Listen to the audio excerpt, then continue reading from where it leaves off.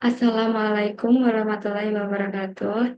Perkenalkan, saya Cassandra Diva Maharani dengan NIM P27229025075. Saya dari program D3 Terapi Wicara Poltekkes Kemenkes Surakarta. Pada kesempatan kali ini, saya akan mempresentasikan hasil tugas karya tulis ilmiah dengan judul Analisis Permasalahan Interaksi Sosial dan Komunikasi serta Strategi Penanganan pada Anak Autis Spectrum Disorders dengan dosen mata kuliah Bahasa Indonesia yaitu Ibu Restu Wahyuni Bawati SDX. Presentasi ini saya susun sebagai pemenuhan tugas mata kuliah Bahasa Indonesia dengan tema keterampilan bicara dalam presentasi. Selanjutnya, ada daftar isi. Yang pertama pendahuluan, yaitu ada latar belakang rumusan masalah dan tujuan penulisan. Yang kedua, tinjauan pustaka, ada definisi autis spectrum disorders, permasalahan komunikasi pada anak autis spectrum disorders, permasalahan interaksi sosial pada anak autis spectrum disorders, dan strategi penanganan pada anak autis spectrum disorders. Lalu yang ketiga, penutup, ada kesimpulan. Selanjutnya, pendahuluan. Ada latar belakang autis spectrum disorders atau ASD adalah gangguan perkembangan saraf yang membuat anak sulit dalam berkomunikasi dan berinteraksi sosial. Pada anak dengan ASD, otak bekerja dengan cara berbeda, sehingga mereka mengalami kesulitan memahami dan merespon bahasa, ekspresi wajah, atau situasi sosial. Sebagai contoh, anak ASD mungkin tidak menatap mata lawan bicara, tidak merespon saat dipanggil, atau sulit menyusun kalimat untuk mengungkapkan keinginannya. Hal ini menyebabkan hambatan dalam proses sosial sehari-hari, baik di rumah, sekolah, maupun lingkungan bermain.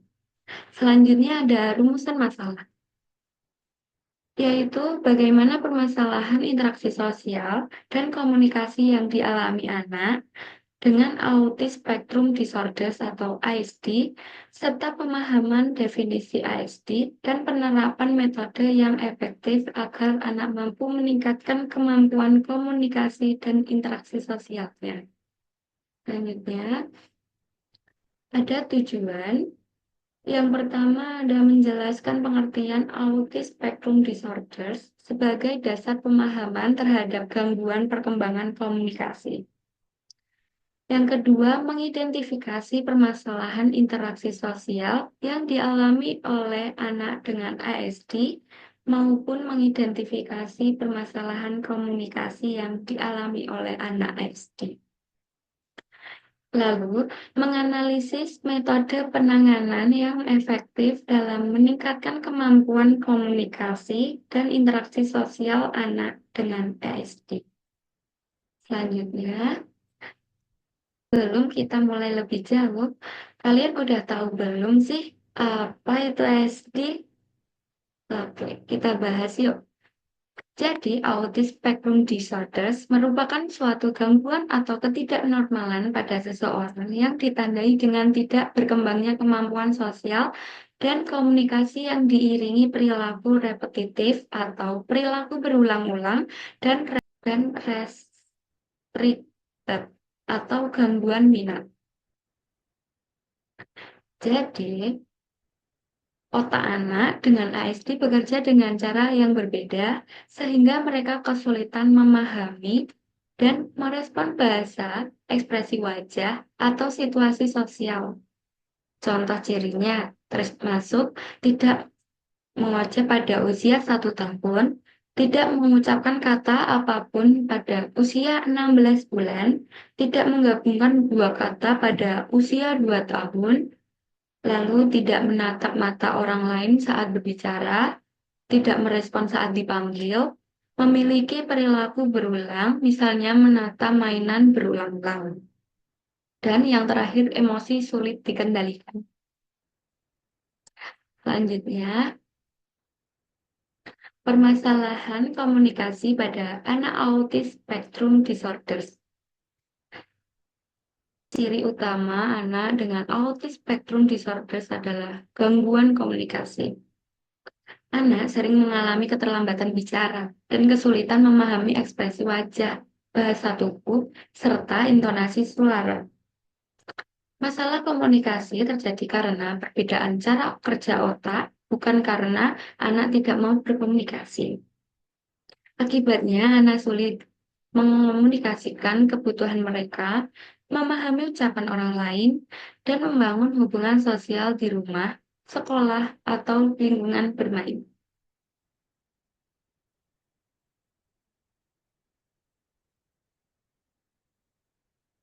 Next, selanjutnya, permasalahan interaksi sosial pada anak autis spectrum disorders. Anak dengan ASD sulit menyesuaikan diri dengan teman sebaya dan cenderung lebih nyaman menyendiri. Mereka kurang terlibat dalam kegiatan sosial seperti bermain, bercakap-cakap, atau aktivitas kelompok. Hambatan ini muncul karena fokus yang berlebihan pada diri sendiri dan kesulitan memahami orang lain.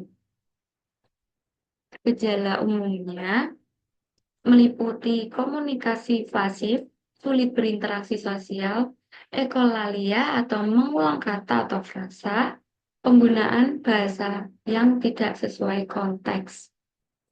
Next. Lalu yang ketiga, strategi penanganan pada anak autis spectrum disorders.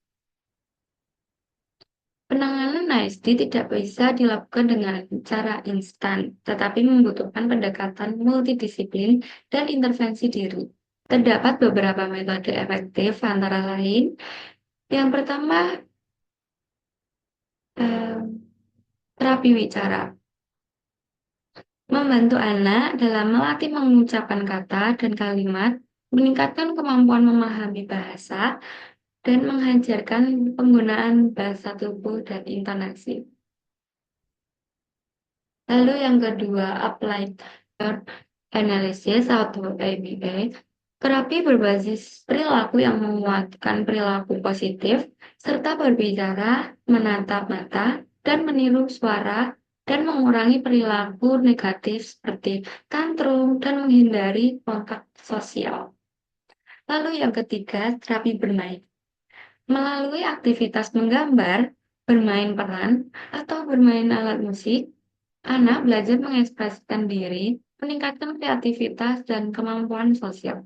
Lalu yang terakhir, yang paling penting ini, hubungan orang tua dan lingkungan. Peran orang tua itu sangat penting. Memberikan dukungan emosional dan apresiasi, menghindari kritik yang berlebihan, dan menciptakan lingkungan yang aman, nyaman, dan penuh kasih sayang. Dan yang terakhir ada penutup. Kesimpulannya, anak dengan autis spectrum disorders mengalami hambatan dalam memahami bahasa, mengekspresikan diri, dan menjalin hubungan sosial. Ciri-cirinya meliputi keterlambatan bicara, penggunaan bahasa yang tidak tepat, kurangnya kontak mata, serta kesulitan memahami isyarat sosial. Kondisi ini membuat anak kesulitan berbicara. Kondisi ini membuat anak kesulitan berinteraksi dalam aktivitas sehari-hari. Oleh karena itu, dibutuhkan strategi penanganan yang tepat melalui terapi bicara, intervensi perilaku, penggunaan media visual, serta dukungan aktif dari orang tua dan masyarakat. Intervensi diri dan berkelanjutan sangat penting untuk membantu anak SD mengembangkan kemampuan komunikasi, meningkatkan interaksi sosial, serta mencapai potensi terbaik mereka di lingkungan sosial.